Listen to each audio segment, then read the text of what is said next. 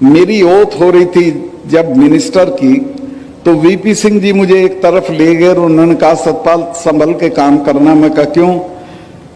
कहने लगे कि बेईमानी करने के बाद प्रधानमंत्रियों से नहीं लड़ा जा सकता और हमें और तुम्हें दोनों को प्रधानमंत्रियों से लड़ना है, लिहाजा पाक साफ रहना है।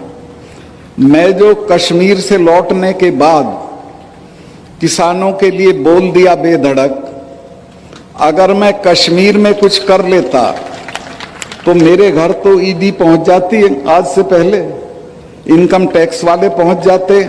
आज मैं सीना ठोक के कह सकता हूं कि प्रधानमंत्री के पास सारी संस्थाएं हैं, सब कुछ है और मेरी सारी जांच करा लें, मैं इसी तरह बेधड़क रहूंगा चूंकि मेरे पास कुछ नहीं। मैंने कश्मीर में जाने के फौरन बाद 2 फाइलें मेरे सामने आई, एक में तो अंबानी इन्वॉल्व थे और एक में संघ के एक बड़े अफसर हैं वो थे, एक पुराने महबूबा की मिनिस्ट्री के मिनिस्टर थे और जो अपने को प्रधानमंत्री जी के बहुत नजदीक बताते थे।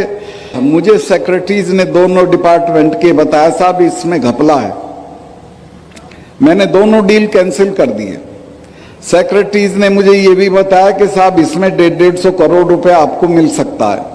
मैंने कहा मैं तो 5 कुर्ते पजामे लेके आया हूं, ऐसे ही चला जाऊंगा। लेकिन एहतियातन मैंने प्रधानमंत्री जी से वक्त लिया और उनसे मिलने गया और उनको मैंने कहा कि साहब ये फाइल है, ये इसमें घपला है, ये लोग इसमें इन्वॉल्व हैं, ये आपका नाम लेते हैं, आप मुझे बताएं क्या करना है। अगर इसे कैंसिल नहीं करना है तो मैं छोड़ देता हूं, किसी दूसरे को लगा दीजिए मेरी जगह, लेकिन मैं रहूंगा तो इसको होने नहीं दूंगा। मैं इस बात की तारीफ करूंगा प्रधानमंत्री की कि उन्होंने कहा कि नहीं सतपाल, करप्शन पे कोई कॉम्प्रोमाइज नहीं की जरूरत है। मैंने वो किया और कश्मीर में जो इतनी करप्ट स्टेट है कि आप अंदाज ही नहीं लगा सकते हो। सारे देश में कमीशन 5-4% मांगा जाता है, कश्मीर में 15% मांगा जाता है। उस स्टेट में दहशत हो गई और मेरे रहते कोई करप्शन का बड़ा काम नहीं हुआ। आते आते मैंने वहां एक, आप देखते होंगे आजकल प्रेस में और टीवी में, उसको रोशनी एक्ट कहते थे। फारूक अब्दुल्ला वो एक्ट लाए थे कि ये सरकारी जमीनें हैं, इनको हम ठीक ठाक दाम पे दे देंगे और इससे जो रुपया मिलेगा उससे बिजली की हालत सुधारेंगे। बिजली की हालत तो सुधरी नहीं। कई एकड़ का प्लॉट फारूक अब्दुल्ला को मिल गया, उनके बेटे को मिल गया, महबूबा को मिल गया। मुझे लोगों ने जब शिकायत की, मैंने पता कराया तो उन्होंने कहा जी बिल्कुल ऐसे ही है। मैंने वो सारा कैंसिल कर दिया और उसकी जांच बिठा दी। अब वो वहां जांच भी सरकारी संस्थाएं करती हैं, वो भी डरते हैं कि कल कोई आ जाएंगे। तो वहां बहुत अच्छी एक लेडी जज चली गई थी, तो मैं उन लोगों को कहा कि तुम जज साहब के पास चले जाओ। तो वो हाई कोर्ट में चले गए और मिसेज मित्तल करके, मिसेज नीति शादी नहीं हुई थी, इनकी मित्तल थी, उन्होंने ये पूरा मामला सीबीआई को पकड़ा दिया। अब सब नेताओं के बंगले कैंसिल हो गए, सबकी जमीनें कैंसिल हो गई हैं और मैंने चीफ उसको अपने कमिश्नर को कहा जम्मू के कि जम्मू के आसपास जितनी सरकारी जमीनें हैं उसका सर्वे करो। उसने मुझे बताया साहब ये तो बहुत जमीन पड़ी है खाली, लेकिन ये तो आपके हटते ही कब्जा कर लेंगे लोग इस पे। मैं क्यों? कहने ले महबूबा के आदमी को तो देर ही नहीं लगती कब्जा करने में, वो तो एक खूंटा गाड़ के भैंस बांध देता है और कहता मेरी जमीन है। ऐसे ही ये कर लेगा फारूक अब्दुल्ला। तो मैंने कहा क्या करूं? कहने लगे साहब इसको कर दो। मैं कहा मैं इसको बांटने का नहीं हूं, ना मैं इसको बेचने का हूं। आप एक काम करो, मेरे यहाँ 3 कोर है आर्मी की, 3 लेफ्टिनेंट जनरल पढ़ते थे कश्मीर के, इन तीनों को बुला के उन सबों को ये जमीन दे दो।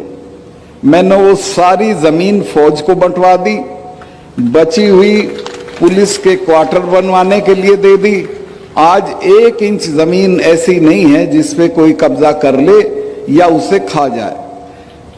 ये करीब करीब सब जगह हालत है देश की। तो मैं आपसे जो नए जो अफसर आए हैं उनसे ये उम्मीद करता हूं कि आप जहां जाओ कार्निवोलस फ्लावर मत बनना, समाज के दबाव में मत आना, खास तौर से बीवियों के दबाव में बिल्कुल मत आना। वही खराब करती हैं, बुरा मत माने। वो पड़ोसन की सारी चीज दिखाएंगी।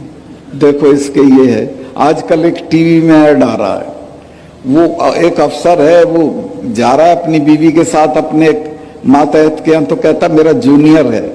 तो जाती कहती जूनियर है, घर तो देख कितना बढ़िया कर रखा है, मिसेस शर्मा की साड़ी तो देख कैसी है।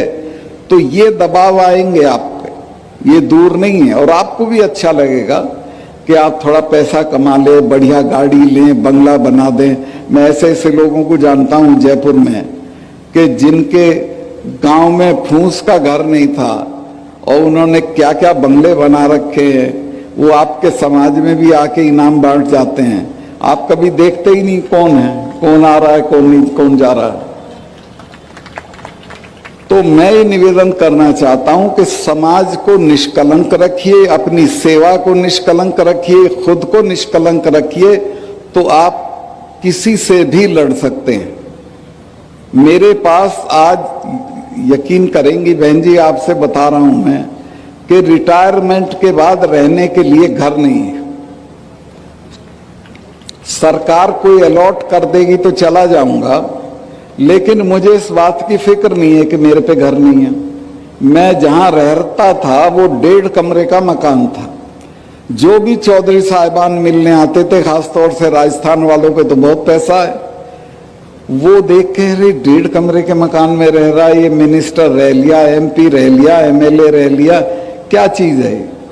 और वो मुझे तिरस्कार की निगाह से देख के चले आते थे। लेकिन मुझे पता था यही गरीबी जो है ये मेरी ताकत है। और मैं आज भी महसूस करता हूं कि मैं देश के किसी भी ताकतवर आदमी से लड़ सकता हूं। किसानों के सवाल पे अगर लड़ाई आगे बढ़ी तो मैं इस पद को छोड़ के उनके साथ खड़ा हो जाऊंगा और किसी की कोई परवाह नहीं करूंगा। लेकिन ये तभी संभव है जब मेरी अलमारी में कोई गलत चीज न रखी। ये मैं श्योर हूं, ये मैं आश्वस्त हूं, ये मैं जानता हूं कि मैंने कोई भी गलत काम, यहां भी मेरे 2-1 रिश्तेदार बैठे हैं इस सभा में, वो गए कश्मीर भी गए थे, वो लोग बड़े बड़े प्रपोजल्स लेके जाते थे, मैंने किसी की फली नहीं फोड़ी, कुछ नहीं किया। और मैंने कहा कि जेल मुझे काटनी है कि आपको काटनी, ये अपना घर ले जाओ, सारी दुनिया पड़ी वहां कर लो, मैं कुछ नहीं करूंगा। तो मैं जो नए लोग चुने गए हैं उनसे ये चाहूंगा कि वो अपने मानदंड कायम करें, ईमानदारी के, निष्ठा के, अपने समाज के लिए कमिटमेंट के, और अपने समाज को आगे बढ़ाएं। ये जो संस्थाएं हैं जैसी चला रहे हैं, इनमें जो योगदान हो सके वो दें, क्योंकि यहीं से हमारे बच्चे निकलेंगे और वो आगे बढ़ेंगे। कि जो यहाँ ये जाट गौरव संस्थान वाले काम कर रहे हैं, इसी तरह के कामों से समाज बढ़ेगा, इसी तरह के कामों से समाज की तरक्की होगी। समाज की तरक्की बुढ़े के मरने पे 40 गांव का खाना देने से बुढ़ा सूरजमल नहीं हो जाएगा। बुढ़ा तो वही रहेगा जो मरा है। आप दहेज बंद करिए, बच्चियों की पढ़ाई पे रुपया लगाइए, बैठक बड़ी भवन, 4 आदमी नहीं घर में 20 कमरे की कोठी ठोकते हो, काहे के लिए भाई? बच्चे को पढ़ाओ, लंदन भेजो, अमेरिका भेजो, यहाँ के बढ़िया से बढ़िया संस्थान में भेजो। उस तरफ तवज्जो नहीं है। एक बहन जी हमारी मदद कर सकती हैं, सुमित्रा जी। यहाँ की औरतों में सोने का बहुत शौक है, सोना पहनने का इतना चलन है कि यहाँ से यहाँ तक सोने में भरी रहती हैं। मैंने इसकी तस्दीक करी है कि सोने का इतना क्रेज और शौक है कि चाहे घर बिक जाए सोना होना चाहिए। इन सब चीजों को छोड़ें, ये अवगुण हैं, इनसे बचें और अपने बच्चों को बढ़िया से बढ़िया तालीम दें। उसको वैल्यू सिस्टम दें, उसको ईमानदार और निडर होना सिखाएं, तो मैं समझूंगा कि आप अपने समाज के लिए, अपने बच्चों के लिए काम